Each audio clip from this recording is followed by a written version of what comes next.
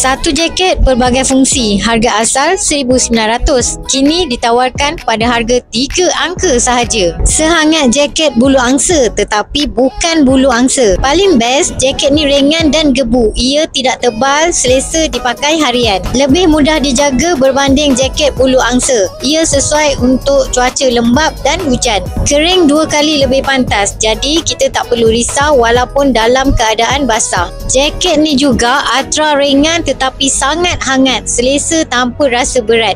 Ianya juga sesuai untuk kawasan bersalji, aktiviti mendaki dan hujan lebat.